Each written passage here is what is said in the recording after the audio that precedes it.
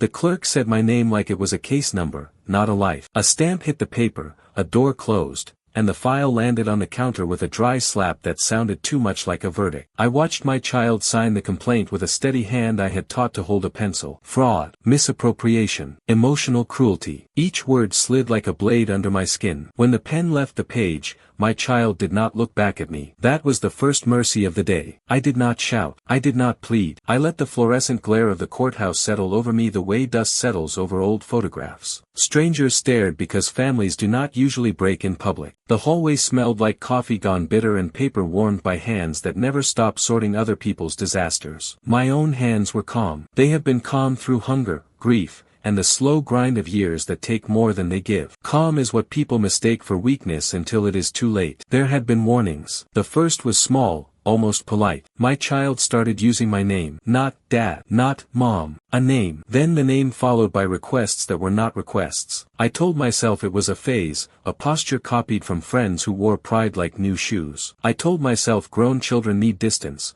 That distance is not always a cutting. I told myself many things because I wanted to believe I had not raised a stranger. Money made the gap wider. It always does. I built what I had brick by brick, night by night, years stacked on years, the way people who cannot afford to fail must build. I worked in places where the lights flicker and the floor never stops humming. I learned how to stretch a week across 2 paychecks and still show up with a pressed shirt. I did not learn how to defend myself from my own blood. When my child's messages turned sharp, I switched to calls. When calls went unanswered, I switched to voice notes. When voice notes turned into transcripts for lawyers, I stopped. Silence is not surrender. It is a shield that makes impatient enemies show their plan. The complaint arrived at my door before the court date did. A courier with tired eyes handed it over like a pizza. I set the envelope on the kitchen table where I had once lined up spelling sheets, report cards, and clay figures with crooked smiles. I opened it with the same careful motion I used to open a letter from a doctor. Inside was a story told by someone who knew my house very well and loved it very little. Missing funds. Coerced signatures. A slap that never happened except in the kind of stories where a parent needs to look monstrous. There were dates I knew by heart because on one of those nights I had been alone in an emergency room,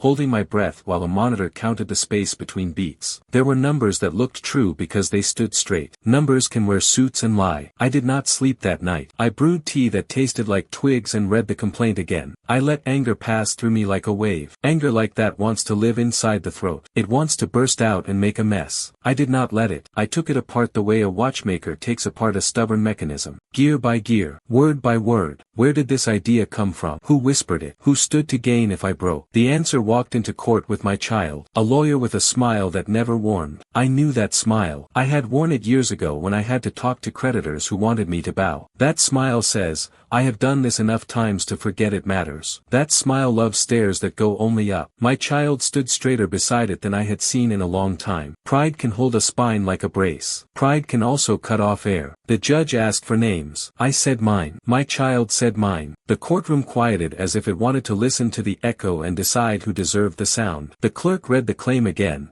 and the words that had sliced me at the kitchen table now floated like paper boats on a controlled river. Fraud, misuse, neglect. I kept my breathing slow. Precision wins wars, not volume. The lawyer spoke about sacrifice, but not mine. About dreams deferred, but not mine. About a childhood shaped by scarcity that a careful parent had turned into a life of safety, then hoarded like treasure. The story was elegant. It made me look like a dragon at the mouth of a cave. The problem with elegant stories is that they forget how rooms smell. They forget the burn of soap on cracked hands. They forget that school lunches cost less if you arrive early, but they still cost. They forget that there is a difference between greed and survival. I watched my child avoid my eyes while swearing to tell the truth. The oath dripped off a tongue I had cleaned with salt and water when a fever left sores. Memory is stubborn. It cannot be cross-examined out of a body that lived it. I let memory sit with me like an old friend who does not speak. The judge asked the lawyer to proceed. My child's voice did not shake. Mine would have. Once. There had been a night many months before the lawsuit when the air in our house turned heavy. My child stood in the doorway with a list. Where the money went. Who signed what. Who owned which walls. The questions were not questions. They were traps set along a path I had already walked in the dark. I answered with patience because rage ruins proofs. My child called me by my name and said I owed a debt for years of lost youth. I said I owed nothing but I would give anything. There is a difference. The next day,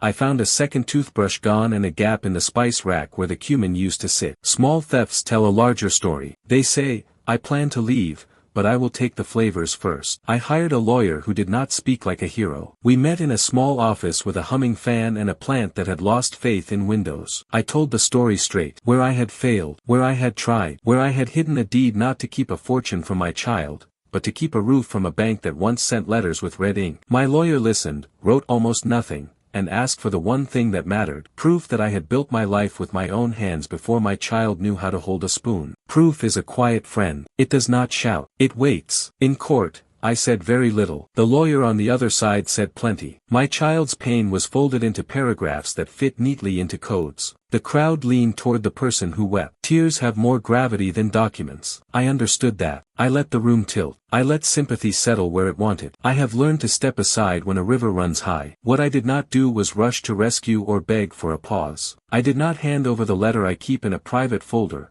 written by someone who loved me when I had nothing but a promise. I did not raise the trust papers that bear a date my child never noticed. I did not call the neighbor who saw that I fed 3 houses from one pot during the year everyone lost work. I did not bring all of that because timing is not a luxury. It is a weapon, and I have lived long enough to sharpen it. When the hearing ended for the day, my child walked past me, close enough for the old scent of our home to rise for a moment on clothing that no longer lived there. I wanted to touch a sleeve and say a name I had not said since the last birthday I planned without cake because there had been a power cut and we ate fruit in the dark. Instead, I stepped back and said nothing. I watched the lawyer whisper in my child's ear, and I recognized the look that crossed that face. It was the same look I had worn when I believed that winning meant not needing anyone ever again. I went home by the long route. I wanted time to sort my thoughts into boxes I could carry into the next day without spilling them. On a wall someone had painted a message about love that the rain had half erased. The letters that remained were enough. I stood there longer than I should have and thought about how a house can be full of framed faces and still feel hollow if a single voice decides to turn into an echo. I thought about the first time my child called me by my name. I thought about the pen signing a complaint that will live in a file even when this storm passes. That was the day I realized, he was not after forgiveness. He was after everything I owned. I put the kettle on when I reached home, out of habit. I watched the steam climb and fade. I took out a thin folder from the drawer where I keep the few papers I trust more than memory. I laid the folder on the table and did not open it. Some moves do not happen on the board. They happen in the air of a room that has learned to hold its breath. I used to measure time by small victories. The light that stayed on because I paid the bill before the grace period ended. The stitched cuff that held through another shift. The lunch box that came home empty because the food tasted like care, even when it was plain. After the funeral, the house felt like a stage where the other chair would never be filled again. I learned to move as one instead of two. I learned how to speak in a steady tone so a child would not hear the wobble and think the ground itself could tilt. I looked for work that would not punish me for leaving early when fevers rose. I stopped buying new shoes for myself and learned to bless the ones that lasted through the rain. Grief taught me discipline. Love taught me endurance. I built the house the slow way. No windfalls. No miracles. I saved thin slices from each month and pressed them between pages the way people press flowers. The wallpaper was second-hand. The tiles were discounted because the color ran in uneven veins that most people called a flaw. I called them truthful. I painted the doors late at night when the neighbors slept because I did not want anyone to see me on a ladder with a brush and name it desperation. I told myself the door would dry before morning, that the child would wake to a home that looked finished even when it was not. Raising a child alone is a set of long rows you plant and weed, not for applause, but for harvest. I learned school forms as if they were a second language. I learned which teacher smiled with eyes and which teacher smiled with teeth. I learned how to say yes to field trips and no to fads without making the child feel less. I kept a jar for coins. I kept another jar for the days when coins would not be enough. There were years when that second jar was the one that saved us. My child was quick, not just with books, but with people. The kind of quick that notices what others want to hear and gives it to them in the right shape. Teachers said gifted. Neighbors said blessed. I said careful. I had spent enough time in rooms full of promises to know that being quick can turn to being hungry, and hunger, if not trained, can start to want what belongs to other people. I tried to teach gratitude as a habit, not a speech. Thank the bus driver. Thank the woman who sells you fruit. Thank the person who fixes your shoes. Thank the day for being survivable. We marked birthdays with handmade things. A kite that did not fly high but still pulled at the string like it had ideas. A book of blank pages where I wrote a line on the first page, fill this with what you wish the world understood. My child drew stars and dragons and a house with a fence too tall for our block. Later, the drawings grew into lists. Then the lists changed into demands. I told myself that this change was just ambition stretching its legs, that it would settle if I kept the soil rich. When the child started speaking about the future, the words had more edges than hope. Not I will build, but I will own. Not I will work, but I will take my share. I heard my child speak to friends with the bright voice of someone already tasting what had not been cooked. I heard laughter when they talked about people who saved receipts. People like me. I understood that saving does not look clever to those who have never known the price of a misstep. The house grew into itself at the same pace my child grew into a stance. Shoulders back, eyes level, the line of the mouth steady in a way that said this person did not plan to ask twice. The first time my child came home and placed a glossy brochure on the table, I felt something shift. Apartments with glass balconies and views of water that did not belong to us. Cars with seats that remembered your shape. Watches that cost more than a month of our food. I saw the sales pitch woven through the pictures. You deserve this. I wanted to tear the brochure in half, but I did not want to make desire look forbidden and therefore sweeter. I folded it and put it with the stack of papers that I keep because they remind me how easily a person can spend their whole life chasing a photograph. After the spouse died, I had taken our savings and split them like seeds. Some into repairs we could not delay. Some into fees that make official people take you seriously. Some into a small piece of land with bad soil but a good location. I signed a deed late one winter night with hands that smelled like disinfectant and onions. I told no one. Secrets can be kindness if they are built to protect rather than to cheat. The deed went into a folder that went into a drawer that went into a habit. Check that the drawer still locks. I learned about wills the way a person learns about storms, by watching what they do to other people's roofs. Neighbors lost houses because a signature was missing or a date was wrong. Cousins stopped speaking because one aunt whispered faster than another. I could not afford that kind of lesson in my own rooms. I wrote a simple letter, not to reward or punish, but to make sure that the work I had done would not be undone by a single hungry afternoon. I kept the letter folded around the deed like a hand around a pulse. I told myself that I would show it to my child when pride matured into respect. Pride did not do that. Pride matured into appetite. The entitlement did not arrive like a storm. It arrived like humidity, settling into every conversation. A pointed question about why my name sat alone on documents. A remark about how other parents invest directly in their children, not in fences and repairs. Words that sounded like jokes but waited for my reaction like trips waiting for ankles. I reminded my child of late bills paid on time, of nights at the dining table turning numbers into plans. The eyes that once lit up at stories of how we made do began to glaze over. Making do started to sound like failure to someone who wanted a rival without the miles. There were still soft days. A call from school recognizing an essay that read like a confession. A mug of tea left on my bedside table when my back hurt from standing. A scarf wrapped around my neck by hands that knew the temperature of my skin better than I did. Love did not vanish. It thinned. It stretched. It became something you can see through if you hold it to the light in the wrong way. I kept building safeguards, not because I feared my child,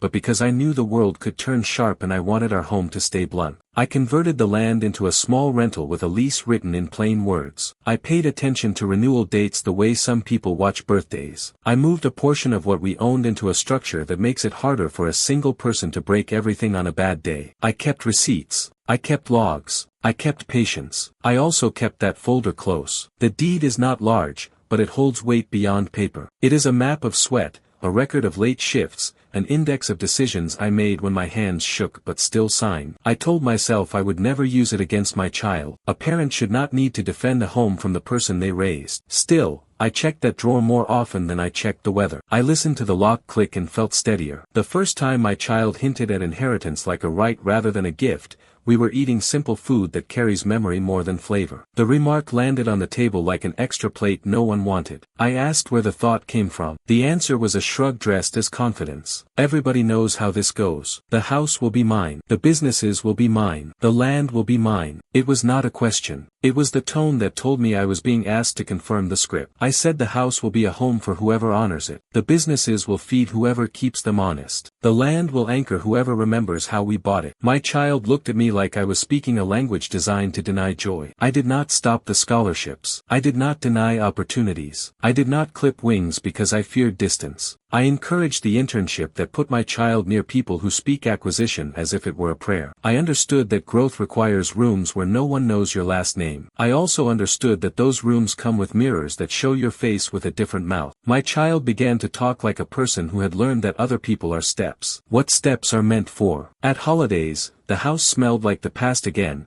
but the conversations smelled like future ownership. Plans were made that used my home as collateral before I was done washing the dishes. My child sat with new friends who praised the view through a window that faces a street where I once patched potholes with gravel because the city took too long. They made lists while I scraped plates and pretended not to hear numbers placed on things that had taken me decades to unnumber. I told myself this was a phase. But each phase left a residue, and residue builds. The affection remained, but it came with invoices attached. Gratitude turned into expectation. Help turned into requirement. I became a service provider with the title of parent. I answered requests until the requests sounded like orders. I held back anger because anger charges interest on mistakes. I held back tears because tears blur forms. When my child started using my name in place of parent, it did not come with malice. Not at first. It came with a new style. A style that keeps emotion folded away unless it buys leverage. It was the same time the messages began to carry the tone of someone compiling a file. Times, dates, statements that ask you to confirm details you have not thought about in years. I knew that rhythm. It is the rhythm of a person preparing for a day when memory will not be enough. I looked for the folder again. I opened it and read the deed and the letter in the same order I always do, as if the letter still warms the deed and the deed still answers the letter. I checked the signatures. I checked the dates. I pressed the pages flat and slid them back into their sleeve. I told myself that paper is not love, but it is protection, and sometimes protection is the only way love survives long enough to be felt again. I thought of the day I first brought my child to the finished house. A key pressed into a small palm. The promise that this door will open for you when the world closes other doors. I did not imagine then that I would later need to prove that the key was not a weapon. I did not imagine I would stand in a courtroom and listen to a list of accusations that sounded like a play written by someone who had never mopped a floor at midnight. The roots of our life were deep, but they began to wrap around something sharp. Entitlement is a vine that learns your house faster than you do. It finds the cracks. It makes them look like doorways. I kept pruning, soft, careful, hopeful. I kept telling myself that love would outgrow hunger if I fed it right. But hunger eats even the hand that feeds it if it learns the wrong lesson early. When people say a family falls apart, they make it sound sudden. It is not. It is a long quiet, a series of small turnings that only look like a break when you step far enough back. From inside, it feels like adjustments. From outside, it looks like betrayal took a single day to bloom. I know better. The day my child filed the lawsuit was not the day everything changed. It was only the day a private story put on a public coat. And somewhere along the way, when I was moving winter blankets to the top shelf and tax files to the bottom, that folder shifted. I do not remember placing it where I later found it. I tell myself that I am tired, that rooms move when you live in them long enough. Still, the thought flickers when I turn off the lights. I hear the lock, I feel the key in my hand, and I ask myself why the drawer felt lighter last week. They met at a fundraiser where the air smelled like lilies and new money. I did not go. I learned what happened there in fragments, the way you learn about a storm you slept through by looking at broken branches in the morning. My child said the event was boring except for one conversation that did not feel like small talk. A woman in a fitted suit with a voice made for microphones said she had known families like ours. She said some parents confuse protection with control. She said some children end up paying for their parents' fear with their own future. My child laughed at the time and called it a bold opinion. I heard the echo later in my kitchen. Her name showed up first on a business card with raised letters, then on a caller ID, then in a calendar my child never used before. She ran a boutique firm with glass doors and quiet staff, a place where trouble walks in looking like opportunity. She studied my child with the patience of a jeweler and the appetite of a broker. She did not push. She tilted. She asked questions that sound like care but measure angles. Do you feel seen? Are you sure your work is valued at home? Why are you not on the title? Has your parent ever explained the documents? I recognized the method. It is how people loosen bolts they plan to keep. The distance started soft. Replies came later. Visits ended earlier. Stories were cut into clever summaries designed to avoid my questions. I tried not to chase. The fastest way to make a young person run is to frame concern like pursuit. I listened and counted the phrases that did not belong to my child. Phrases about legacy as if it were a prize rather than a weight. Phrases about access, liquidity, leverage. That last word sat heavy in the air. It did not belong in a home where I used to teach the value of small coins. She called me once, polite as a knife wrapped in ribbon. She said she admired my resilience, that she had read about my early years through the whispers of our town. She said she believed in uplifting the next generation. She said families get stuck in patterns that limit growth. I asked what she wanted. She said nothing at all, then named a coffee shop near her office. I did not go. Meeting on her ground would make me a character in her script. I have spent too many years learning not to hand my lines to someone else. My child brought her name into our home as if it were a new appliance. See, look how useful this is, look how clean, look how modern. She had shown my child case studies of children who reclaimed what they called rightful shares. She had shown them how a single misfiled paper can turn decades of work into a door anyone can kick. She had pointed out that my grips were tight. I did not deny it. Tight grips keep roofs from lifting in sudden wind. When I asked my child what they hoped to gain by letting a stranger into our private rooms, the answer arrived dressed like fairness. I want transparency. I want security. I want to know what happens if you get sick. I want to know if I am protected. The words sounded reasonable until I traced their edges and found the cuts beneath. Protection is not a takeover. Security is not a siege. Transparency is not a demand for keys to every lock you did not earn. She began to attend events where my child felt smaller and then larger in a single evening. She praised the hunger while calling it vision. She trimmed away guilt the way gardeners trim away shade. She said parents forget that wealth is meant to move. She said growth requires courage. She said courage sometimes looks like standing against the person who raised you. The grammar of rebellion can be elegant when the person teaching it does not have to live with its consequences. I watched new clothes arrive,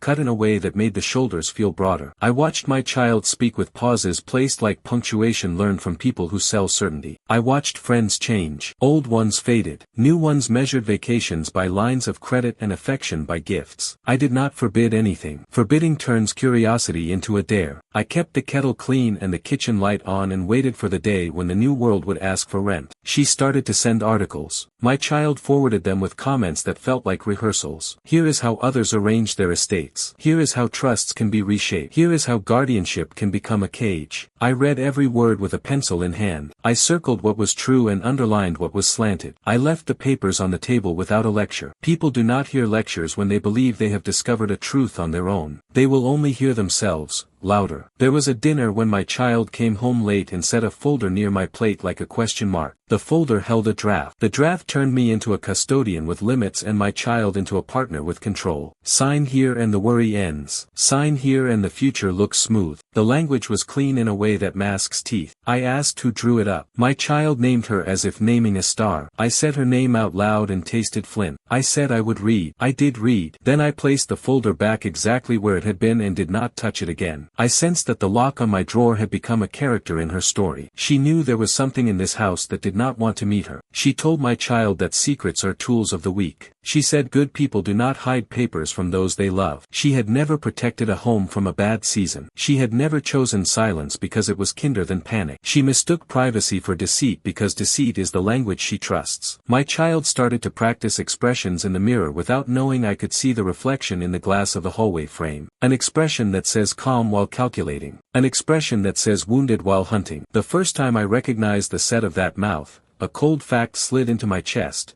The lessons my life had taught me were being used against me. I had raised a person who could be both gentle and shrewd. Now only one side was being fed. One evening, my child came home with a smile that looked old on a young face. I knew that smile. It came from a time when I learned to keep collectors out of my doorway with promises and exact dates. It is the smile of a person who thinks they have already won and now only needs to collect. When he smiled at me that night, it was the same smile I used to give the people I lied to. I asked what had changed. My child said nothing had changed, only that clarity feels like sunlight after a long winter. I said sunlight can also bleach color from a room if it stays too long. We ate in a quiet that used to be comfort and now felt like staging. I made tea. My child took a call and walked to the balcony. I stood where I could see the reflection in the dark window. Her face lit the phone. She spoke as if she were the owner of a ship steering into harbor. My child nodded, mouth tight with a discipline I admired more when it came from love. The next days moved fast. Meetings. Notations. My child began collecting small frustrations, stacking them into a tower that looked like a case. The late fee from years ago turned into neglect. The missed call during a night shift turned into coldness. The time I said no to a car became an origin story of deprivation. I realized that stories do not need to be false to be used falsely. They only need to be trimmed, sanded, reassembled. I started to keep the folder with me instead of in the drawer. Not because I feared theft,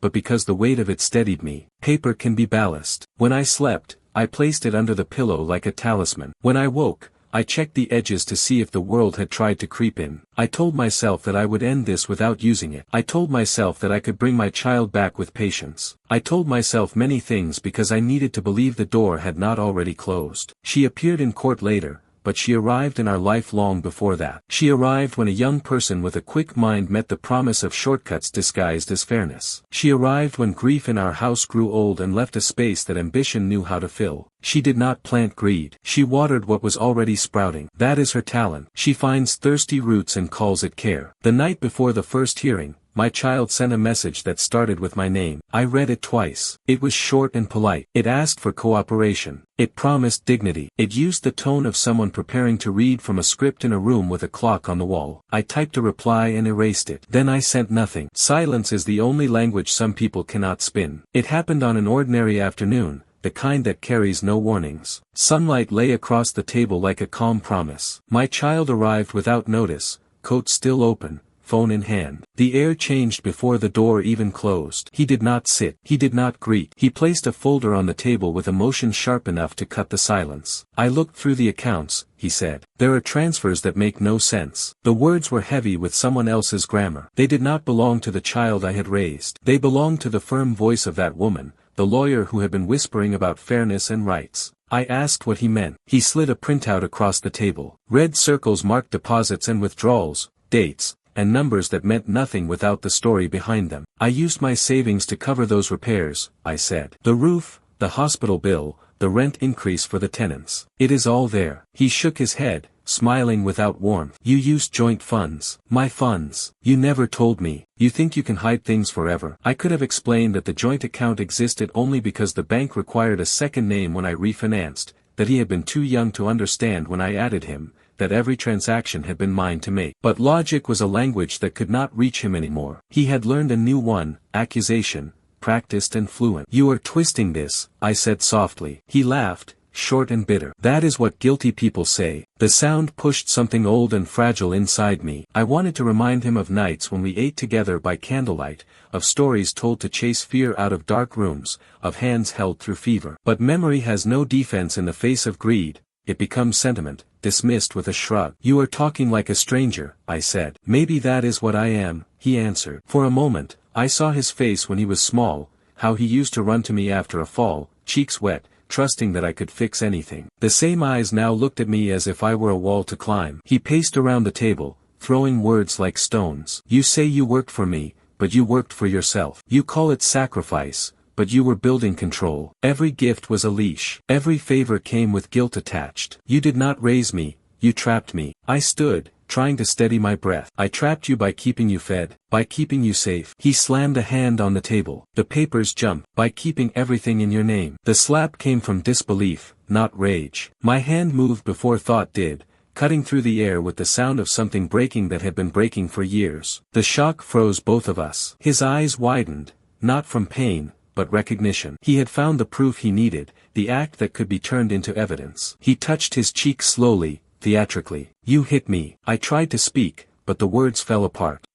No, he said, stepping back, do not explain. This is who you are. He left with the folder and the silence that follows impact. The door closed like the end of a trial. I stood in the kitchen, hands still trembling, palm burning as if truth itself had left a mark. I thought I would cry, but nothing came. Guilt and love fought for the same space until neither could breathe. Later that night, I sat at the table where it happened, replaying the moment in fragments. I saw my hand rise, I saw the disbelief that had powered it. I told myself it was not violence, only a gasp made solid. But I knew what he would make of it. In a courtroom, intent does not matter. Gesture does. I picked up the fallen papers. Numbers blurred in the lamplight. I gathered them carefully, as if they were pieces of glass I might one day need to prove I had been careful. The phone buzzed once, a message I did not open. I knew what it said, accusation wrapped in calm phrasing. I turned the phone face down. Sleep refused to come. The house was too quiet, like it was listening. I walked from room to room, touching walls, checking locks,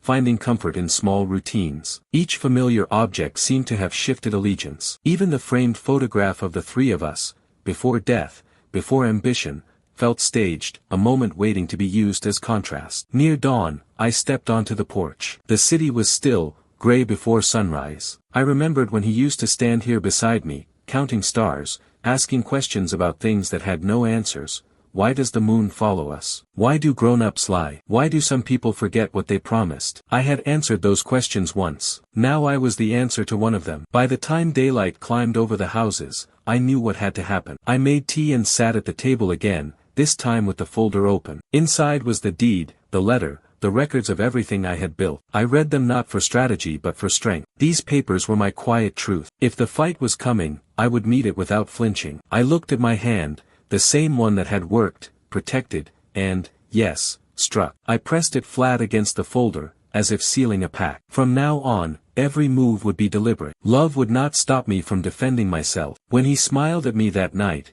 I had seen something I had never wanted to see, my own reflection, sharp and cautious. Now I understood what that meant. I had been training him all his life to survive in a world that takes without asking. He had learned too well. I turned off the lights and watched the shadows settle. Somewhere, a clock began to tick like a slow verdict. I whispered to the empty room, not as confession but as warning. You will not ruin what I built. Not with lies. Not with blood. The war had already started. I just had not called it that yet. The papers were filed on a Tuesday that looked harmless. The sky was clean, the air was ordinary, and the envelope was thick. A courier said my name and held it out with the same tired politeness he would give a menu. Inside, the language wore a crisp suit. Financial fraud. Breach of fiduciary duty. Emotional neglect that spanned years and left measurable harm. The claim listed dates like stones arranged across a river, inviting a court to walk across them and reach a story that was not mine. My phone lit up before I finished the first page. Screenshots flew through group chats I did not know still had my number. A cousin who had once slept on my floor wrote a message with no greeting. People choose money over family every day. I stared at that line until the words separated. Choose, money, family, day. The order was the point. My face began to appear on small blogs that live off sharper headlines than facts. Parent hoards wealth while child suffers. The comments bloomed like mold, fast and confident. Strangers spoke as if they had eaten at my table and counted the spoons. The first call was from an old friend who loved gossip more than truth. They did not ask how I was. They asked if it was true that I had locked my son out of his birthright to punish him for independence. I said no. They said the article looked convincing. People want a story that lets them feel clean about their dirt. Mine tasted perfect for that. I went to my lawyer's office with the folder under my arm and no plan beyond not breaking. He read in silence, stopping only to press his thumb to the bridge of his nose when a sentence tried to look honest by standing very straight. He asked me to walk him through the transfers, the hospital nights, the roof, the tenants, the lease, the day the bank nearly swallowed the house. I spoke without performance. He listened like a mechanic under a car, tapping bolts, learning which parts would hold and which parts needed new metal. When I finished, he closed the file and asked a question that tried to be gentle and landed hard. Would you consider settling? My stomach turned. He said the climate was bad, the optics worse, the courtroom unpredictable, and the press already circling. He said juries forgive tears faster than balance sheets. He said even if I won, I would lose months of peace and a good share of my name. I said my name was already in the street and I was still breathing. He said he had to say this because it is his job to count cost before courage. I walked home while the city made its afternoon deals. People laughed into phones, cars argued at lights, a child dropped a bag of chips and a dog solved the problem. It looked like any day. Inside me, something steady shifted into gear. I did not feel noble. I felt old and clear. I had carried rooms across years without asking for witnesses. I could carry this. By evening, the case had its own small weather system. A website posted a photo of my door. A neighbor texted to warn me that a reporter had asked whether I refused to comment because I had something to hide. I boiled water for tea and let it whistle before lifting the kettle, a tiny sound that said I still chose the rhythm here. I turned off the porch light and watched the street from behind the curtain like a soldier checking for movement beyond the fence. Family peeled away quietly. There were no fights, just a soft retreat. Invitations stop. The group chat where people share funerals and recipes fell silent on my screen. My sister wrote 2 lines that did not match each other. I love you. He is our future. I typed a reply that said nothing and sent it because the only thing worse than silence is a message that can be screenshot and passed around like a coin. The second meeting with my lawyer was sharper. He had marked every paragraph in red and blue. Facts against spin. He said we would not fight every lie. We would starve some of them. He taught me how to sit in a chair and give a yes or a no without anger. He told me what to wear and what not to wear. Do not try to look poor. Do not try to look rich. Do not nod when you are listening. The other side will call that agreement. Do not shake your head. The other side will call that disrespect. Breathe through your nose and keep your hands still. He said the other lawyer had a reputation for turning family love into kindling. He warned me that a certain question would come, the one designed to make a parent confess regret loud enough to stain the record. If you had a chance to do it over, would you give your son more? There is no correct answer for that in a room that wants blood. I practiced saying I gave what I had and sometimes more than that. It felt like trying to thread a needle while the floor rolled beneath me. Reporters found my street. They wanted a look that could double as a sentence. I opened the door once and said 5 words. The case is with the court. That phrase is not a shield, but it is a fence. They left because fences bore them. At night, the house spoke in the old ways. Pipes clicked, the fridge breathed, the porch groaned as if it carried a memory of small feet learning balance. I walked through rooms like a guard in a museum, checking that each artifact of our life still hung straight. The photo of my child in a school play had slid sideways. I fixed it and stood back. The face in the frame looked open in a way I no longer recognized. I said the name I had not used in months and heard the echo come back empty. Court dates landed on the calendar like storms on a map. My lawyer sent me a schedule that looked like an itinerary for grief. Deposition, discovery, motions, hearings. Each word promised a day of careful cruelty. I prepared the way poor people prepare for winter. I made lists. I wrote down small things that are easy to forget when a mouth is dry. Eat. Carry water. Sit near the door at breaks for air. Bring a pen that does not skip. Wear shoes that do not blister. These are not heroic notes. They are the tools that keep a person from sinking while other people argue about the size of the wave. When the petition for temporary control of assets arrived, my lawyer called me at once. He said they were trying to freeze accounts and put a monitor on my transactions. He asked if there were any transfers that could be read as evasive. I said no, I do not move money in the dark. He smiled without joy and said that would not stop them from calling day dusk. He filed an answer that used dates like armor and receipts like arrows. He asked me to bring the deed and the letter. I held the folder tighter and said I would bring them when it was time. He studied my face and did not push. Trust grows between people who have stood in bad weather together, even for a short time. My son began to act like a person whose grief had hardened into currency. He gave a statement outside the courthouse that traveled across screens. He spoke softly about a childhood that sounded like mine only in outline. He praised me in a way that made praise feel like a ladder he had climbed beyond. He said he wished it had not come to this. He said no child sues a parent without deep pain. I did not throw the remote. I did not throw anything. Breaking a thing in your own house only proves the wrong point. Friends asked why I would not just sign something graceful to end the noise. I said grace is not the same as surrender. I said a parent does not teach a child right from wrong by rewarding wrong when wrong hires a publicist. They said I was stubborn. I said I was still alive. Stubborn is the word people use when they want you to die politely. We sat with my lawyer in a room that smelled like paper and old coffee and decided which truths to release and which truths to keep in reserve. He said patience would make the other side talk too much. He said they would reach for a win so early that they would put their hand where I could see it. He asked for my silence. He asked for my stillness. He asked me to walk into court like a person who knows the weight of quiet. I left his office near dusk. The city washed itself in orange and then slid gray. I passed a barber sweeping hair into a small mountain, a couple arguing softly in a doorway,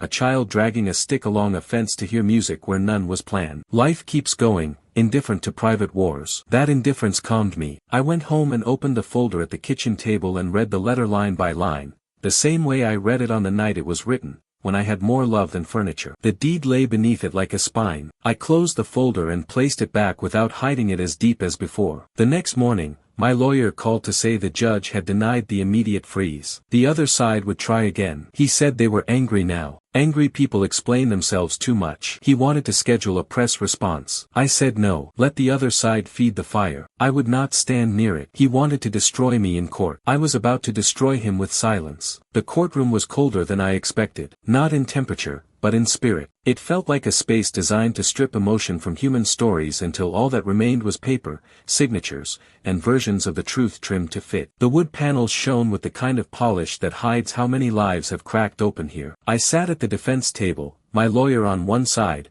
a glass of water untouched on the other. Across from me sat my child, the person I had fed, sheltered, taught, and now faced as an adversary. He would not meet my eyes. The lawyer beside him adjusted papers with clinical grace, the same way surgeons prepare instruments before cutting. I recognized him. His name had once appeared on my payroll, back when I ran a small firm that built contracts for people who could not afford large ones. He had been young then, eager, grateful. I had taught him how to argue without cruelty. I had given him his first recommendation letter. Now he was polishing his glasses before dismantling me in front of strangers. Betrayal was turning out to be a familiar face. The judge entered, calm, sharp, deliberate. The gavel hit once, and noise scattered like startled birds. My lawyer leaned slightly toward me and murmured, "Let them talk first." I nodded. Talking was what my son had been taught to do. Listening was what I had learned through survival. The opposing lawyer began with a tone of practiced regret. He painted a picture that would move even a stone. A child denied affection. A parent drunk on control. Years of emotional starvation masked as discipline. He used pauses as weapons, silence as glue. Then my son took the stand. He looked smaller from where I sat,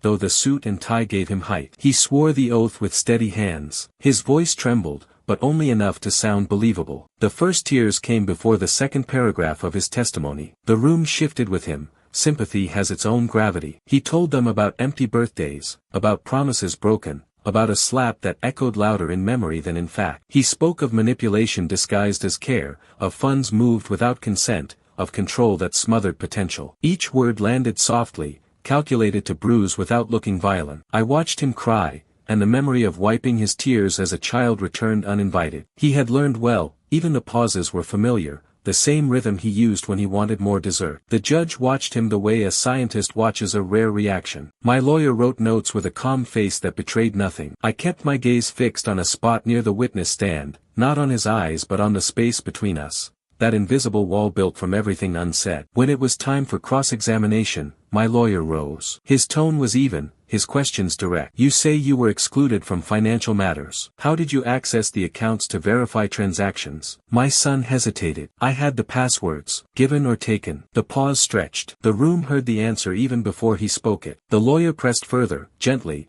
the way water presses on cracks in a rock. "You allege emotional neglect. Can you tell us how many times your parent attended your school meetings, signed your medical forms, or financed your education?" My son's answers shrank each time. The lawyer did not smile. He simply let the facts walk themselves across the room. But my silence, that was my weapon. I did not flinch. I did not sigh. I let the air grow heavier until even the clerk's pen slowed. Every courtroom has a rhythm. Today's rhythm belonged to restraint. When my lawyer mentioned that the plaintiff's counsel had once been an employee of mine, the judge's eyebrows lifted. My son's lawyer froze for half a breath. The courtroom air turned sharp. My son blinked, confusion crossing his face for a second. It was subtle, but enough. Betrayal on two fronts always leaves a mark, one outside, one inside. The lawyer tried to recover, claiming coincidence. My lawyer said coincidence does not usually come with a signature on an old payroll ledger. I watched the judge jot something down, a small motion that said the game had just changed direction. The rest of the hearing unfolded like chess played in slow motion. The opposing side showed emotion.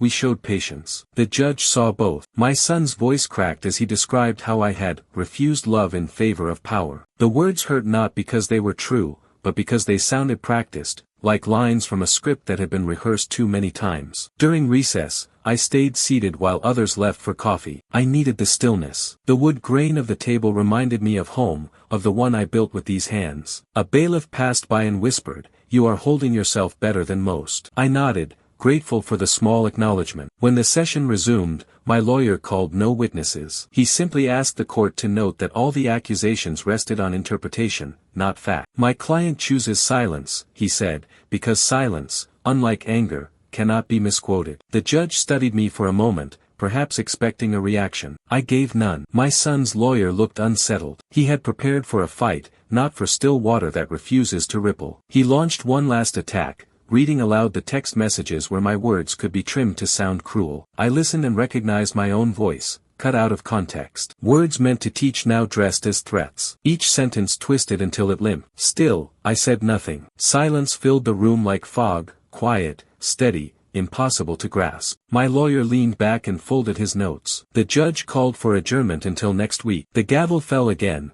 and the noise of shuffling chairs covered the sound of my heart breaking a little more. As I gathered my papers, I saw my son glance my way. For a fraction of a second, guilt flickered behind his eyes, fragile as a candle in wind. Then it was gone, replaced by the polite arrogance his mentor had taught him. He left with his lawyer, the one I had once trained to argue with grace. Their silhouettes moved in sync, mentor and student now united against their old teacher. Outside, reporters waited, cameras flashing like lightning. Questions flew, accusations wrapped in curiosity. I kept walking. My lawyer whispered to stay quiet. I did not need the reminder. Silence was already doing its work. In the car, he turned to me. "You won that round," he said. I shook my head. "No one wins in this kind of war. We just survive the days until the truth grows loud enough to speak for itself." He nodded, adjusting his tie. Still, that lawyer of his looked shaken when your name came up. "I would not be surprised if he makes a mistake soon." I looked out the window at the courthouse steps shrinking behind us. People always reveal themselves when they think they are untouchable. He smiled faintly. "That is why I asked you to stay silent." I watched the city roll past,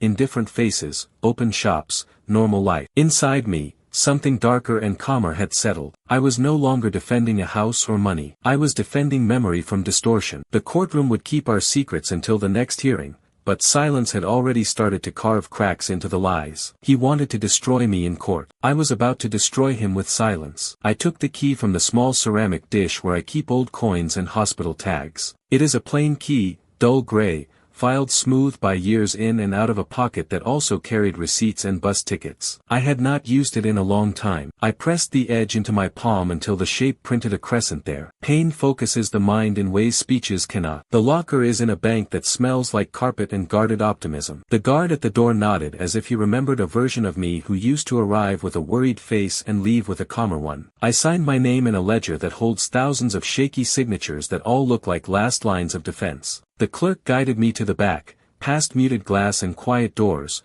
into the small room where people meet their private truths. The box slid forward with the soft scrape of metal on metal. I set it on the table and waited a breath before opening it. The first thing I saw was the envelope. Cream paper, edges browned, my name written in a hand I still know better than my own. I did not open it right away. I touched the ink where the strokes grow heavy at the end of each word, the way they always did when my spouse wrote in a hurry and then slowed to make it neat for me. Beneath the envelope lay the deed, clipped to a bundle of records that have the weight of months spent denying small luxuries so that a future could stand. I opened the letter. It began the way all letters written in fear begin, with love trying to sound steady. My spouse had written it the week the doctor said the quiet word that rearranges a family in an hour. It told me to breathe, to hold steady, to secure the home before grief could make me careless. Then it laid out steps, dates, names, notaries, the decision to move title into a structure that keeps the roof from being pulled off by a single bad season or a single bad choice. The decision to register the rental as a separate entity so that one fire would not burn two houses. The decision to set conditions that protect the next generation from appetite dressed as need. Each line was a hand on my back, steady and precise. There was a paragraph about our child. It was not soft. It was clear. It said that love without boundaries is not love.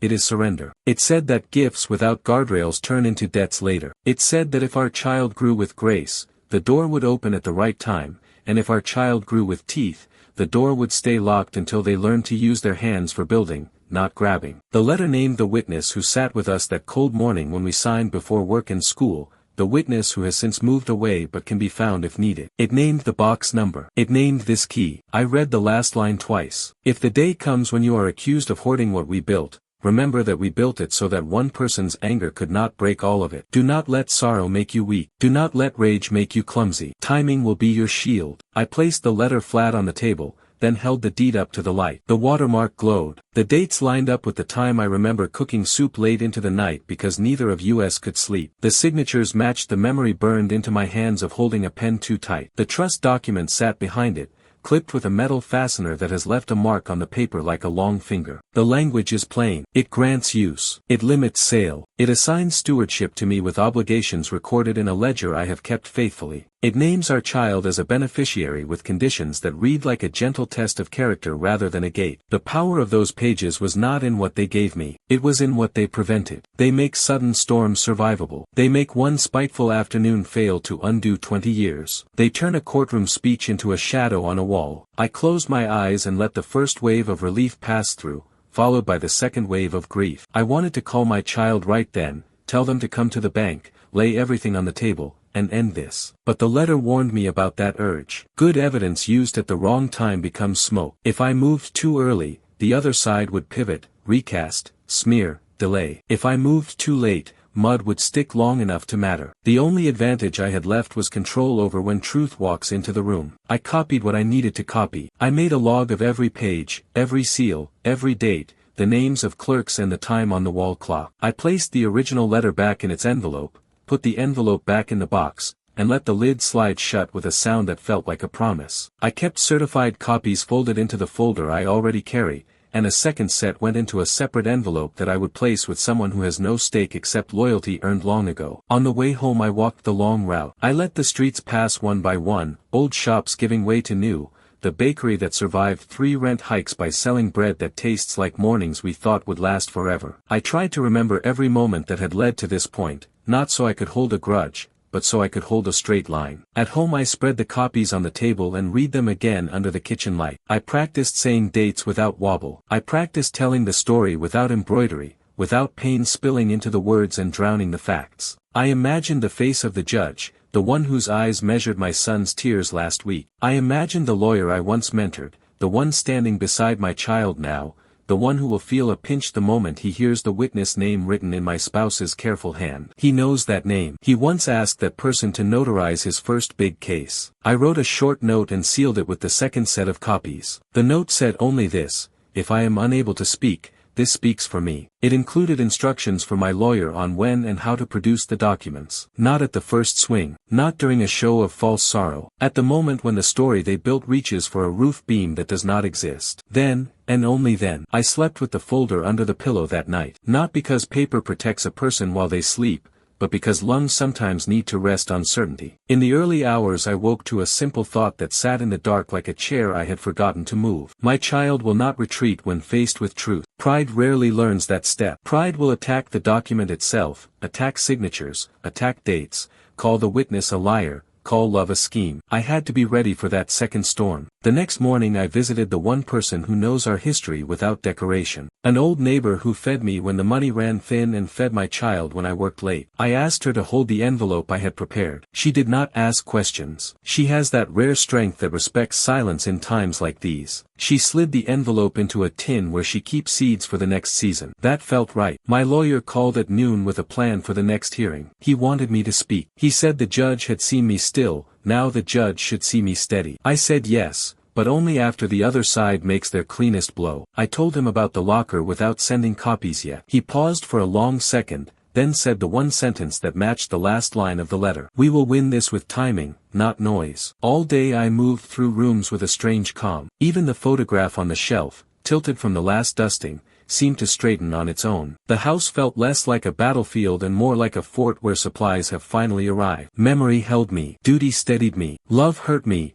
but it did not bend me. At dusk I stood by the window and watched the street turn gray. I could feel the future pressing against the glass. I could feel the letter in my hands even when it was back in the box. I could hear my spouse's voice in the lines. Protect the home. Protect the truth. Protect the child from becoming a person who eats the table and then complains there is nowhere to sit. I will not waste what that letter cost to write. I will not use it to humiliate. I will not wave it like a flag. I will hold it like a surgeon holds a scalpel, still and sure, and I will cut only when the cut will heal something that must be mended. He thinks the courtroom will finish me. He does not know that I am holding the one page that turns a flood into a puddle. The question is not whether I can end this. The question is when. I began to change the shape of my silence. Before, it was a wall. Now, it became a mirror. I stopped correcting small falsehoods. I stopped swatting at every rumor like a fly. When the other side asked for a bundle of minor records, I gave them more than they expected, not less. Receipts for paint, a note from a plumber, old utility bills with my late spouse's initials in the corner. Nothing dramatic, nothing that carried a headline. I learned long ago that people who expect a fight grow careless when they meet a hand that does not push back. My child posted a message that afternoon in a tone meant to sound graceful. The world read triumph between the lines. Comments flowed like a tide that had chosen a side. Protect the brave one. Stand with the truth teller. People shared photos of us they found on old pages and wrote captions that turned years into captions too neat to be real. I did not answer. The house stayed quiet. The kettle sang at the usual hour. I cleaned the table where we had once done homework and let the grain show through, a small act of refusal to let strangers narrate my rooms. The first small victory I gave them came wrapped in procedure. We allowed an inspection of the rental as if we had nothing to guard. The inspector arrived with a clipboard and an eager lens. He found a door that sticks and a window latch that needs oil. He found nothing that can carry an accusation across a courtroom. The other side still declared it progress. I let them. I have seen this pattern before in other wars.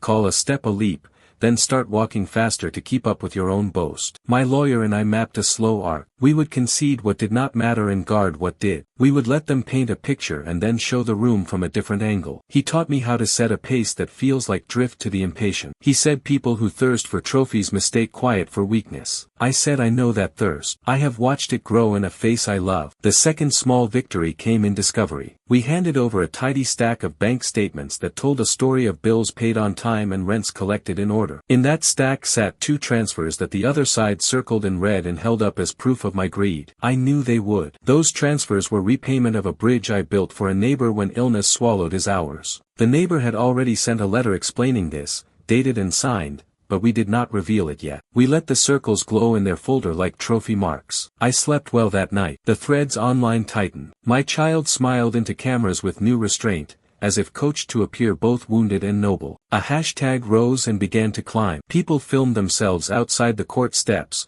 hands on hearts, voices full of conviction they had borrowed in a minute. Even some old friends reposted those videos without thinking about where the certainty came from. I watched the clips once and then turned off the sound. I will not let strangers' voices drown the voice that kept this home alive. A week later my lawyer called me in and closed the door. He spoke in a low tone to make sure the air carried his plan and nothing else. He would step aside for a time, not in truth, but in filing. He would file a motion to withdraw, citing irreconcilable views. The move would look like a split. It would look like fear. It would taste like victory to the other side. He said the goal was simple: tempt pride into speech. When pride speaks, it forgets to hide motive. I sat with the idea until the room stopped spinning. Then I nodded. He prepared the paperwork and set a schedule with me in the same precise way we once set meal plans for lean months. He would withdraw on a Friday when the news cycle is hungry. He would leave one thread visible, a single line stating I would proceed pro se until new counsel appeared. He said the phrase was bait. He said they would not be able to resist a jab. The motion went in. The court clock accepted it with the same cold efficiency that accepts everything. Within an hour, the other side posted a smile disguised as concern. My child's lawyer gave a statement outside the building about a parent who cannot keep counsel because truth resists representation. He did not say my name,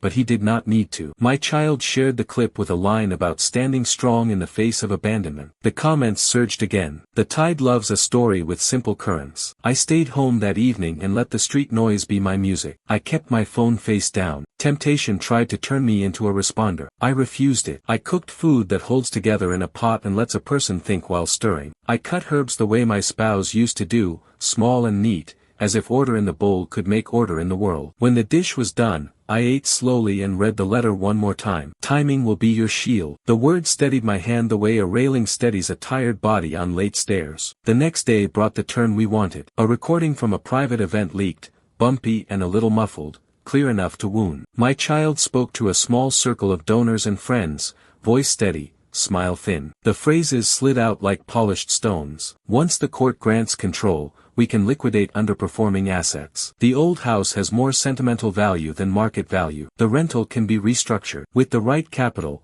growth is rapid. A laugh followed, brief and sharp, when someone asked about my place in this plan. The answer did not carry sorrow. The answer carried numbers. The clip spread through the same channels that had crowned him brave. Some people flinched. Others doubled down. The lawyer tried to call it context. Context is a word people reach for when someone has said exactly what they mean. I did not gloat. I pressed both palms on the table and felt the wood answer with its slow, faithful strength. My lawyer returned to me quietly through a letter stamped with the court's seal. His withdrawal was now a note in the record. His presence was a note in my life. He visited at dusk and we sat without turning on the main light. He said we would not waste energy on rebuttal statements. We would let the leaked clip do the speaking we could never do without looking cruel. We would use the court's own schedule to herd the story back to fact. He outlined the next hearing. He wanted me to bring the neighbor's letter and the lease. He wanted me to bring calm. I began to give the other side one more illusion. I arrived late to 2 minor conferences and asked for one rescheduled due to fatigue. All true. Still, I knew how it looked. They read my slow steps as crumbling. They began to laugh too early in hallways. They began to speak within earshot about agreement terms that included a timeline I had never seen. Pride again. Pride opens a door it does not notice. On social pages, the tide swelled and then began to eddy. A few quiet voices asked why a loving child needs liquidation plans before a verdict. A small blog that once attacked me posted that leaked clip again without commentary and let the word sit. A relative who had turned away sent me a message at dawn that said only,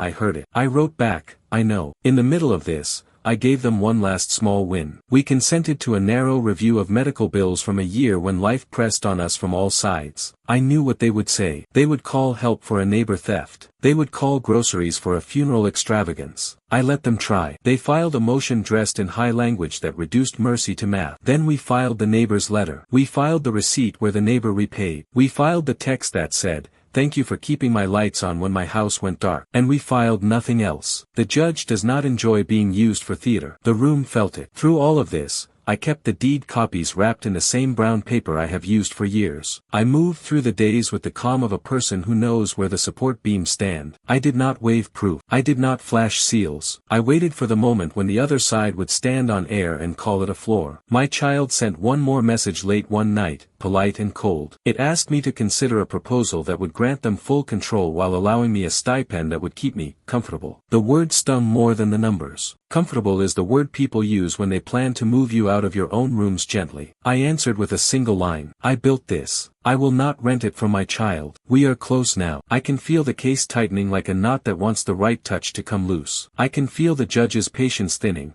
the way a teacher's patience thins when a student mistakes performance for learning. I can feel my spouse's letter in my pocket like a pulse. I will not waste the cut. I will not go early. I will wait until their story reaches for a beam that is not there, and then I will name the wood. He thinks the noise is winning him the crowd. He does not see that patience is pulling nails from his stage one by one. When the floor drops, it will not be the volume that saves me. It will be the quiet he laughed at. The oath felt light on my tongue and heavy in my chest. I said the words and sat, hands flat on the rail, eyes steady on a point just past the judge's left shoulder. The microphone made the room closer than it looked. I could hear the rasp of a pen, the click of a bracelet, the small cough of a man who wanted attention but did not earn it. Across from me, my child sat with a straight back and a jaw set for victory. I did not look there long. A parent can drown in a single glance. My lawyer asked me to state my name, then asked nothing soft. He opened doors I had kept shut for years, doors that led to kitchens where rent notices sat under fruit,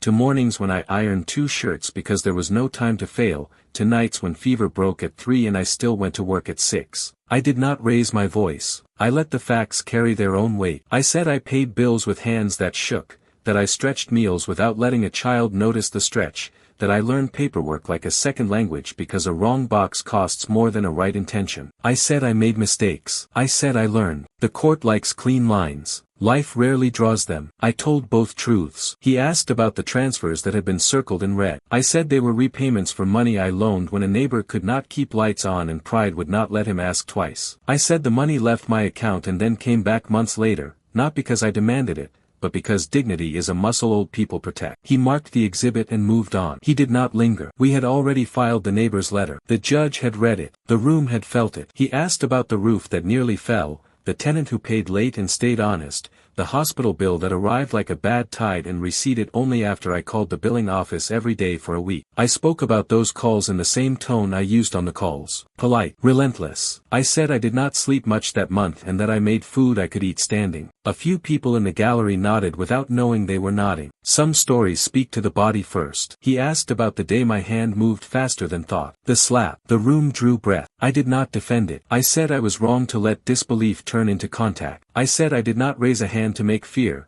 I raised a hand because grief ran out of words. I said intent does not erase impact and that I carry shame for that moment the way people carry old injuries that ache when the weather changes. The judge watched my face, not my hands. The clerk stopped writing for a second. My child did not move. He asked why I did not settle when given polite offers tied to stipends and promises. I said a home is not a prize to be held over a parent like a leash. I said money can be shared, but power given to appetite will eat the plate. I said I would share without being erased. The sentence sounded quiet to me. It sounded like a bell to some in the gallery. Even the bailiff shifted his weight. My lawyer sat. The other side stood. The man I once hired on a hope walked toward me with the care of someone crossing ice. He smiled with a mouth that did not reach his eyes. He wanted me to rise to anger. He wanted to draw me into a sharp corner and leave me there. He asked me if I had ever said hard words to my child. I said yes. He asked if I had ever denied something my child wanted. I said yes. He asked if I enjoyed control. I said I enjoyed order because chaos breaks poor people first. He read a message aloud where I told my child no to a car. He read only the no. He did not read the part that offered a bus pass and a budget and a plan. He asked if the slap proved I was cruel. I said it proved I am human and that I am sorry. He tried to follow with a speech about cycles of harm. He did not find traction. The room had seen tears earlier. Now it was seeing spine. He asked about the accounts. He wanted me to say I used my child's name to build something that belonged to me alone. I said the bank asked for 2 names on a day I was holding on to work by threads. I said I added my child as a formality and told that child later,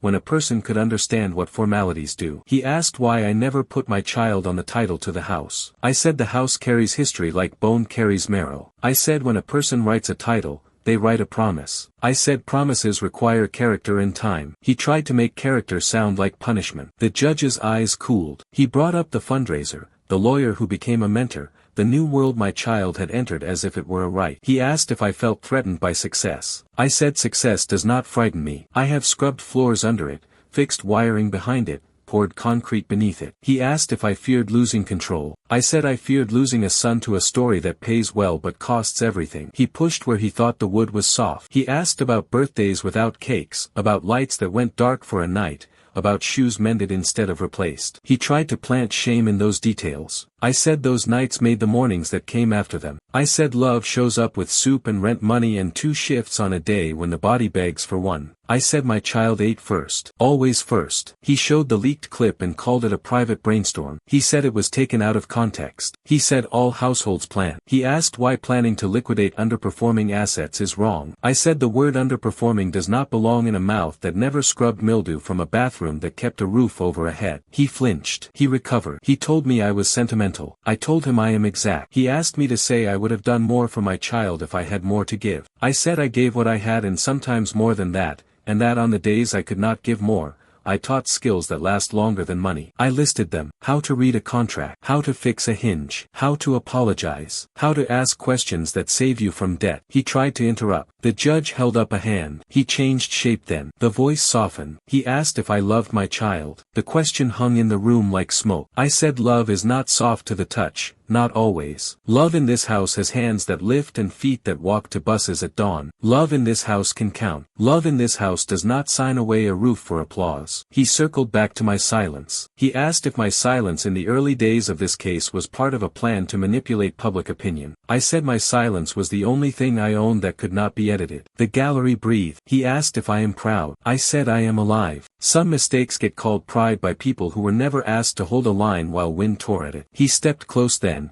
too close, thinking he saw weakness at last. He asked if I felt I had lost a son. The word hit me hard. I chose the truth that hurt most. I said I did not lose my son today. He lost the only person who would still forgive him. The judge did not move. The room did. You can feel a room turn the way you can feel weather turn. Chairs creaked. Paper stopped. A reporter lowered a camera as if the moment did not need a lens. My child's eyes flickered, not with rage, not with victory, but with a small flash of grief that looked like a person seeing a door close from the wrong side. My lawyer rose for one more question. He asked me what I wanted from this court. I said I want nothing the law cannot give. Keep the house where it is. Keep the small business anchored. Keep the accounts from being drained by plans that use numbers like knives. Leave me with my name intact enough to wear home. The rest I will settle at a table no one can legislate. The judge thanked me and told me to step down. My knees felt older than they had that morning. The rail felt warm under my hand, as if many hands had left comfort there for the next person who needed it. I walked back to my seat and did not look at my child. I looked at the door. A parent can drown in a glance. A parent can also survive by choosing not to take one more breath underwater. Outside, light fell across the floor in long strips. It looked like a road. I sat. I waited. I drank the water that had warmed while I spoke. It tasted like metal and faith. The hearing moved on, but the room had already shifted. Truth does not roar. It settles. The morning of the next hearing I dressed like a person who intends to finish what was started. No flourish. Clean lines. The folder lay on the table, its edges squared. I slid the certified copies into a thinner sleeve and kept the originals where they belong. I ran a hand over the paper the way people run hands over stones that have held a path for years. The letter breathed through the envelope. The deed pressed its quiet weight into my palm. I locked the door behind me and walked. The courtroom watched me take my seat with the patience of a place that has seen 1,000 dramas and will see 1,000 more. My child sat with that same stillness that had begun to look like a mask fitted by another hand. The lawyer who once worked for me stared at his notes as if they could give him a new face. My lawyer leaned close. "The timing is right," he said. I nodded. I had known that since the second the leak taught the room what motive sounds like when it forgets shame.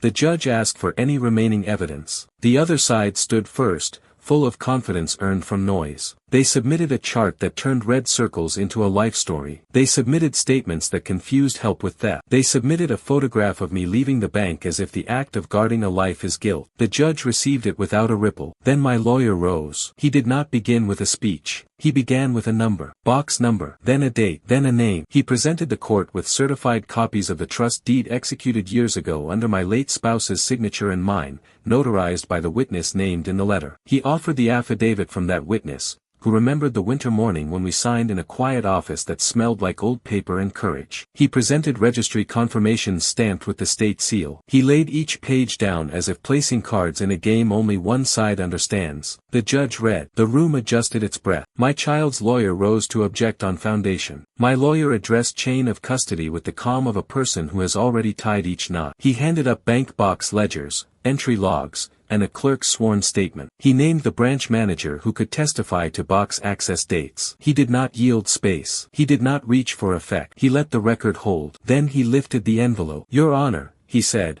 "this is the original letter written by my client's spouse in the week of diagnosis, sealed and stored with the deed. With the court's permission, I will read the material paragraphs into the record." The judge nodded. The room leaned. He read the lines that set out the plan to secure the home against sudden storms. He read the lines that defined stewardship and named our child as beneficiary subject to conditions that protect the roof from appetite. He read the line that said timing will be your shield. I sat with my hands open on my lap and watched the words leave the paper and enter the room. The letter did not accuse. It instructed. It did not wound. It warned. The judge asked for dates one more time. My lawyer answered in a cadence that lands. Deed executed on this date, recorded on that date, trust funded under Schedule A, with rental assigned separately, with powers limited under Section 3, with sale constrained except under conditions that require dual signatures and court oversight. He pointed to each seal. He showed the watermark. He walked the judge through the architecture the way a builder walks a client through a frame before walls go up. Even the court reporter looked up. The other side tried a quick pivot. They said the trust was a sham. They said it was a recent construction. They said the dates could be forged. My lawyer had anticipated that reach. He called the clerk from the registry. The clerk testified to the entry in the old ledger, the one stored off-site,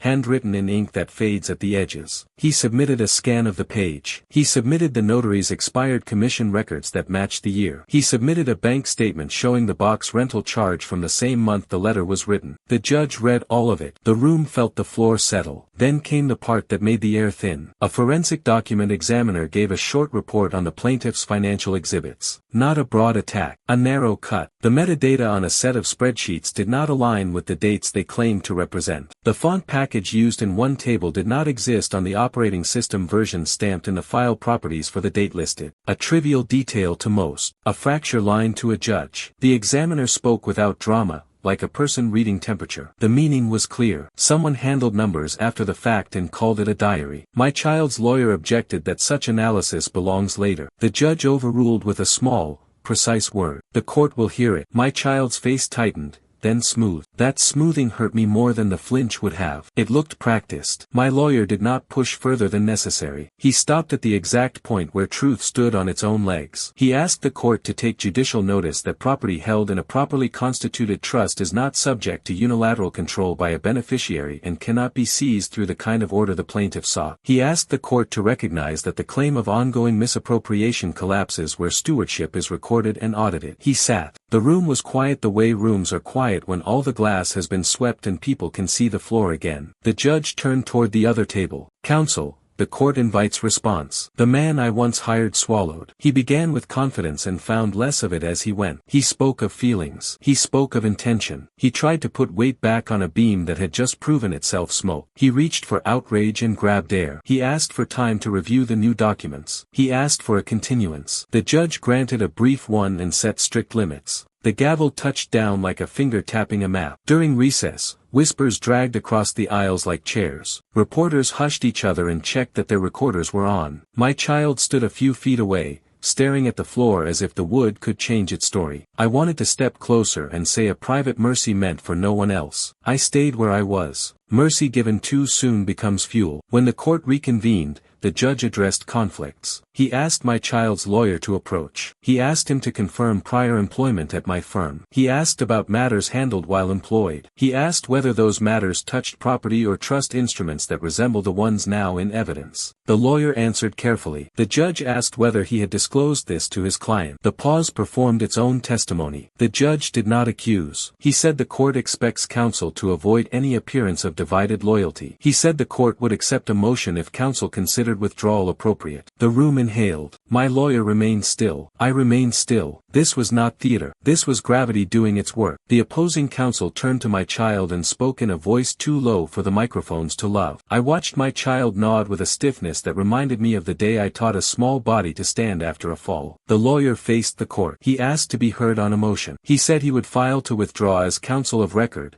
effective upon the court's approval. The judge set a time. The judge warned about delay tactics. The judge made notes in that neat, lethal hand. My child blinked as if someone had snapped a light on in a dark room. He reached for a paper and picked up nothing. The expression that crossed his face was not rage. It was the hot shock of being left at the gate by the very hand that promised entry. The betrayal matched the one he had practiced on me, but this time it was measured in billable hours and public record. I stared at the water glass and saw my reflection move through it like a ghost that chose to stay. I had not spoken much. I had not needed to. The letter and deed had done the work I could not do without shredding what was left of love. The trust kept our roof from becoming a stage. The examiner's quiet lines had done what shouting never can. Truth had not won by force. Truth had stood and made space again. The judge adjourned for the day. People rose in a swell. Reporters surged toward the aisle. My child looked at me for the first time since morning and opened a mouth that had only held arguments for months. No sound came. I stood and gathered my folder. The bailiff cleared a path with the kind efficiency of someone who understands that dignity is part of order. At the threshold, I heard the clerk announce the motion to withdraw would be set for immediate hearing. A date, a time, ink met paper. The sound of it was cleaner than any speech. He thought he could finish me with a lawyer's voice and a crowd's cheer. Now his own lawyer was stepping away, leaving him with the echo. Reporters were already waiting on the steps when the doors opened that morning. I arrived early and stood just inside the corridor, watching lenses tilt toward whoever looked confident. My child came later, flanked by a junior associate who tried to fill the space left by the lawyer who had filed to withdraw. Photographers took pictures anyway. The crowd always prefers a face that looks like a headline. He did not look like a headline. He looked like a person standing in a coat that belonged to someone else. Inside, the judge's clerk called the motion. The former counsel confirmed withdrawal. The judge approved with a few clean words and set the next hearing for argument on sanctions tied to the altered spreadsheets. A murmur slid through the gallery. My child stared at the table, jaw tight, fingers pressed together as if holding a prayer he did not believe in. The junior associate asked for time to review. The judge granted less time than requested. Limits began to shape the room like walls rising around a story that had run wild. During recess, a microphone blocked my path. A reporter asked whether I wished to respond to claims that I had weaponized a trust to lock my child out of a future. I looked at the courthouse floor, old stone polished by years of feet, and said nothing. Silence traveled through the cameras like a cold hand. They moved to my child. He cleared his throat, lifted his chin, and gave the public the thing it always wants when a tide turns, a mea culpa polished for applause. He said the case had grown larger than he intended. He said he had been misled by advisors who sought conflict where conversation should have lived. He said he had acted out of fear. He said he would always love the person who raised him and that he hoped we could heal. He said all the words that keep doors ajar for future invitations. The crowd sighed in the way crowds do when they recognize a familiar script. Comments began to shift online. Some praised his courage to reassess. Others said he had only realized he would lose. Both were true in different rooms. I stood 3 steps behind the microphones and did not change my face. My lawyer touched my sleeve once, a small reminder to hold steady. He did not need to. I had no more speeches inside me. The letter in my folder could do what words could not. Back inside, the associate tried to reframe. He argued that any errors were clerical and that motive should not overshadow a child's pain. He quoted lines from the earlier testimony and asked the judge to weigh the human cost. My lawyer did not fight feeling with feeling. He took up the ledger again and walked the court through dates, seals, and the narrow band of facts that decide where property rests and who may move it. The judge listened with that same careful stillness. When he finally spoke, he returned to the examiner's findings. He asked directly who created the spreadsheets. The associate said a contractor. The judge asked for a name. The associate did not have one. The judge asked whether the plaintiff personally edited any data. My child swallowed. He said no. The judge asked him to confirm under oath. He hesitated for the first time in weeks, long enough for the room to hear the truth rise and failed to clear his mouth. We broke for lunch. My child drifted toward me as if pulled by an old force. He stopped at a distance that once held a hug. He opened his mouth and closed it again. The sound of shoes on marble filled the gap. The junior associate returned with a phone held high, whispering something about optics and the kindness of a brief joint statement. I stepped away. Kindness has a time. This was not it. I ate alone on a bench in the courtyard, the kind of bench that remembers many long afternoons. A sparrow hopped near my shoe and stared as if I had crumbs to spare. I gave it none. Even small lives learn to search elsewhere when a hand is not for feeding. I thought about the year my child once called me every day for 1 week straight,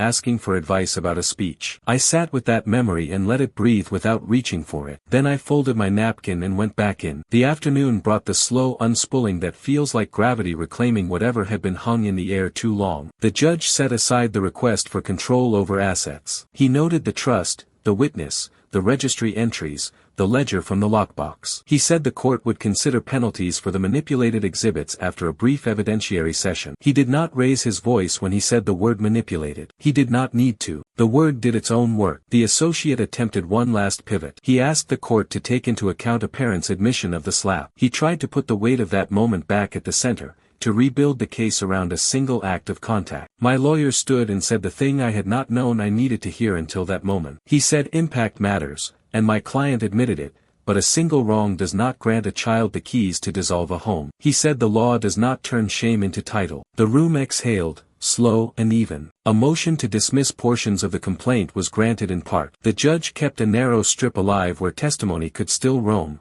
then fenced the rest. The associate nodded as if he had expected worse. He probably had. My child stared at his hands as if they belonged to a pianist who had walked into a courtroom by mistake. When we adjourned, the steps outside filled again. My child moved to the microphones before anyone could call his name. He spoke clearly, the way a person speaks when a coach has edited every comma. He apologized for any confusion created by documents that did not meet standard. He praised the court. He praised the system. He praised the process that would let the truth unfold. He apologized to me by name in a sentence fine-tuned to land well on screens. The crowd softened. Forgiveness began to trend in comment sections where anger had lived. I did not step forward. I did not return the volley. Cameras turned toward me, then away, then back again, confused by a story with only one voice. Silence gathered around me like a shawl. It warmed and it weighed. It told the world that I would not help my child repair optics by lending my grief to his stage. I could forgive later at a table with no lights. Not here. By the time I reached the curb, the apology had been cut into clips with music layered beneath. A line about healing played under footage of us entering the building through different doors. A line about respect played under a still shot of me holding a folder. Strangers wrote that maybe this family could mend now. I kept walking. That night, calls I had not expected arrived. A cousin who had posted harsh slogans sent a voice note with a thick pause and a thin sorry. An old neighbor said she had known all along that I would keep my head. A former colleague offered to testify to the kind of ledgers I kept when we worked nights to meet deadlines no one thanked us for. I thanked them in a simple way and did not linger. Praise feels dangerous near verdicts. The next morning the associate filed a notice that the plaintiff would seek settlement discussions. My lawyer read it without expression and asked me whether I wanted to hear terms. I said not yet. I said a person should never sit at a table still hot from the fire that burned them. He smiled a little and said he would delay without inflaming. He is good at that balance. In the afternoon, my child posted again. The apology widened. He called me a pillar and a guide. He used words I used to earn the hard way. He ended with a promise to do better. I recognized survival when I heard it. Survival dresses like virtue when it needs a ride home. He did not ask me directly for forgiveness. He asked the crowd to see him as a person learning. The crowd obliged. They often do. I walked to the market and bought onions, rice, and 2 lemons,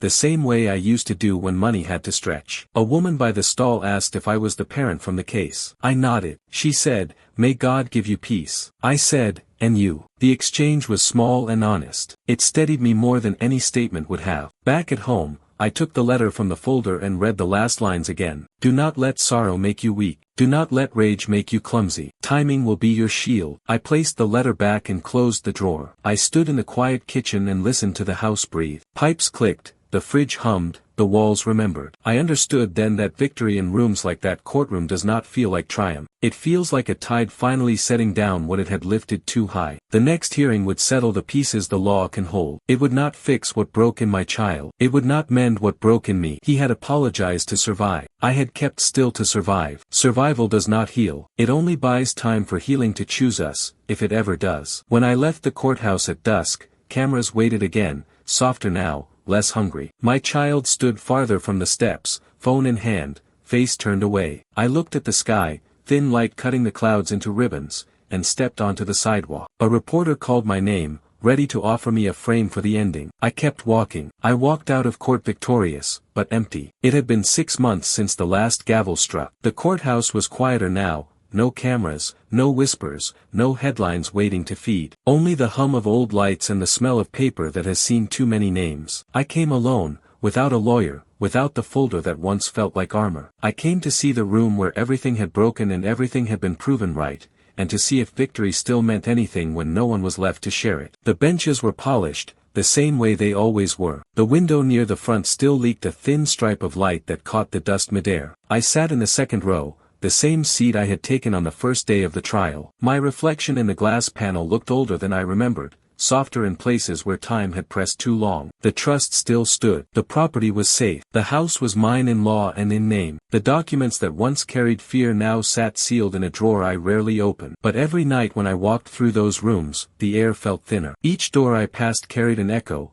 laughter that had left too soon, arguments that would never be finished. I had protected the home from being taken. I had not protected it from being hollowed out. My child left the city 2 months ago. The news reached me through someone else's mouth. There was talk of a new job, a new apartment, a new version of life. The apology stayed online, permanent, public, hollow. No letter, no visit. I did not expect one. Silence had become our shared language. We both spoke it fluently now. I remembered the last moment I saw him, standing outside the courthouse, face half turned toward traffic, avoiding mine. The cameras had left by then. Only real silence remained. He had wanted to speak. I could see it in the way his hands opened and closed. But pride is a heavy chain for a young soul. He carried it away like inheritance. I looked around the courtroom and realized how strange it is that justice has no warmth. When you win, it gives you papers. When you lose, it takes them away. Either way, you leave colder. I traced the edge of the bench with my fingers. The wood was smooth, worn by the same kind of waiting that had worn me. I thought of the years before the storm,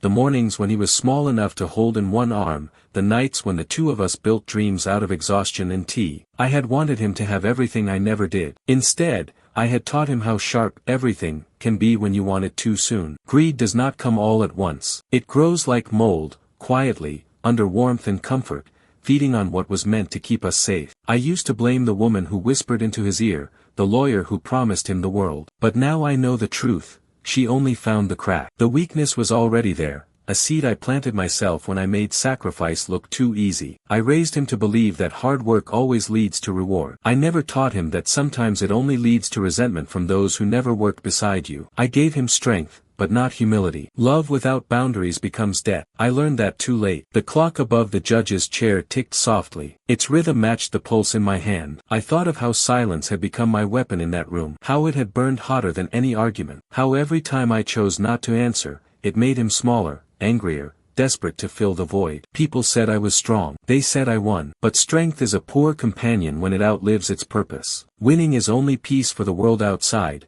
It is not peace inside. Inside, you replay what could have been fixed before it turned into war. I closed my eyes and saw him at 10 years old, stubborn, brilliant, quick to laugh. I saw him at 17, slamming the door, saying I would never understand. I saw him in court, eyes full of reasons that did not belong to him. And I saw him now, somewhere far away, still carrying the shape of my love, twisted into ambition. I wanted to believe that he learned something. Maybe he did. Maybe one day he will understand that truth and love are not the same weapon. Truth cuts clean. Love cuts both ways. Outside the window, life went on, taxis honking, people crossing streets, phones ringing. The world had already forgotten our story. But the silence inside me had not. It had grown roots, patient and deep. I lived carefully now, not out of fear, but respect for what silence can build and what it can destroy. Sometimes I wonder if he ever thinks of me when he sees houses with open windows and the glow of dinner tables behind glass. Maybe he remembers the smell of rice and lentils, the sound of an old fan clicking in the dark. Maybe he remembers that home was not walls. It was the person who kept the light on. The judge entered the room briefly,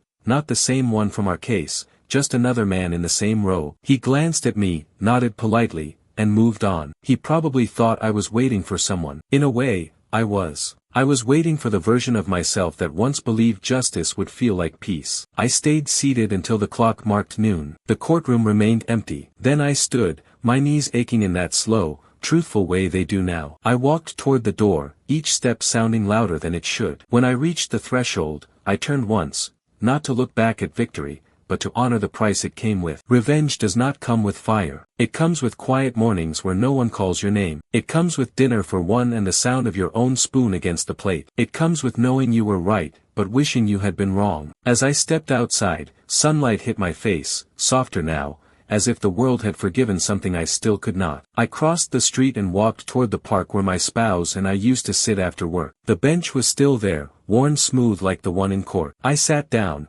pulled out the letter one last time, and read the final paragraph again. If you must choose between keeping what we built and keeping peace, keep the home. Peace can return, a home cannot be rebuilt once pride sets fire to it. The paper fluttered in the breeze, fragile but unbroken, much like me. I folded it carefully, slid it back into my pocket, and watched people passing by. Young faces, old ones, laughter, arguments, all of them carrying stories that would never see a courtroom. Maybe that was mercy. I thought of him again, not as the man who sued me, not as the stranger the world knew, but as the child who once fell asleep on my shoulder after crying over a broken toy. I wished him peace, even if it never found its way back to me. I whispered to no one. I taught him the cost of greed, but I paid the price of love. Then I stood and began to walk home. And if anyone reading this has ever been betrayed by someone they raised, remember this. Silence can be both shield and sentence. Use it wisely. If you have ever been betrayed by someone you raised, share this story. Sometimes silence is louder than any verdict.